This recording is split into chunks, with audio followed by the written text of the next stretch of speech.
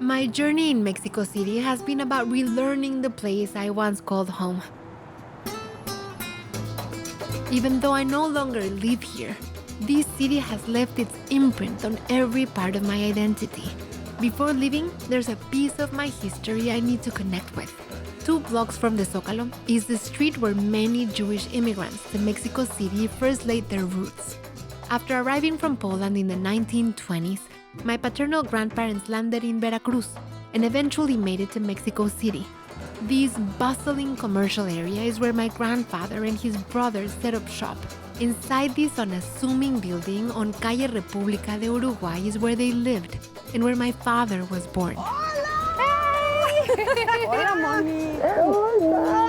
¿Cómo estás tú? Oye, en México, en la calle de Uruguay. Sí. I know.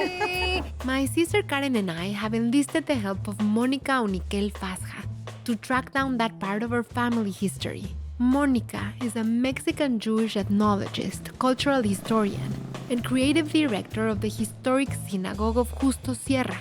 Había muchos paisanos que estaban en la calle de Uruguay, tanto en viviendas como en negocios. Era una calle que ebullía. Estamos cerca del barrio de la Merced. Muchos inmigrantes, pero también había gente mexicana católica. Claro, y eso fue muy importante para que conocieran las tradiciones mexicanas. O sea, nuestros bisabuelos vivían aquí en el segundo piso y tú fuiste la que encontró el edificio de sí existe, aquí está el departamento. O de adentro la escalera. Pero no van a grabar. No, sí. Claro que sí. We're asking for permission. Una de las chicas. Yo a la salí con protagonista. un ¿Cómo cuate. se llama? Oscar. Se llama Sammy Oscar. Tobias. Hola, Oscar, ¿cómo estás? Oye, para mí sería súper especial si nos dejas entrar. O sea, si te digo que nos tardamos 5 minutos, es mucho, te lo prometo. No molestaríamos a nadie. Sí, sí, sí. Yeah, we're going in, we're going in. Sí. Can you imagine the laundry like outside the windows getting dry and the gefilte fish smell coming out of the kitchen? Because my grandma, our Bobe, taught us how to cook when we were super, super little. De veras. So she started cooking here.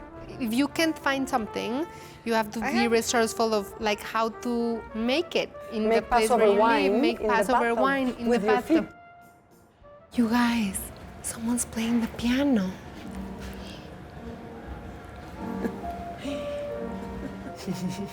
2000. More than specs inside, you're more than welcome. We can record in there? Of course. It's just a beautiful place. Me dijo Papi que he remembers that there were a lot of people all the time in the courtyard, Yeah. and They that's get where together. they get together and Yeah. they shared. Like, I cook this, you cook that. Yeah. Give me some, I A give you potluck. some. Yeah. But also look, they walk to the synagogue from here on Shabbat. While my great-grandmother was making Passover wine in the bathtub, my grandfather and his brother were making shirts just next door. So this is the directory. You can see it has buttons, zippers, all kinds of like textiles and things to make clothes. So one of these was my Mercedes. Aquí estaba la fábrica. Sí, aquí estaba, es que eran como despachos, hacían camisas y colchas y las vendían hasta que lograron tener su despachito o su taller aquí. Like so many others, they left all they knew behind. They risked it all to find safety in Mexico and built a new life from scratch. Mexico took them in and let them belong. Each week on Shabbat, my grandparents would walk down these busy market streets to the synagogue right next door to a church.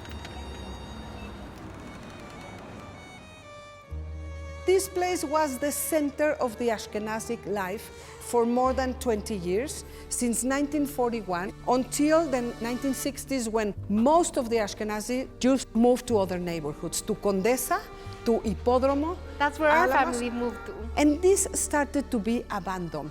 And in 2008 and 9, it was restored.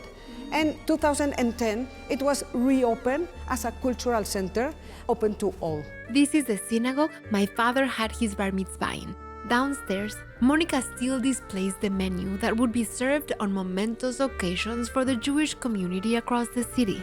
I'm looking at the menu and I'm remembering the tastes of all those foods, because that was the menu of the celebrations, but that was the menu of every Friday Shabbat at my bobe. Wow. That's what she used to make. So a lot of people think that the Jews are something like one thing, that we are all the same. And there is such a diversity in being Jewish that I think it's fascinating. So that's what we want to share with the people from this place.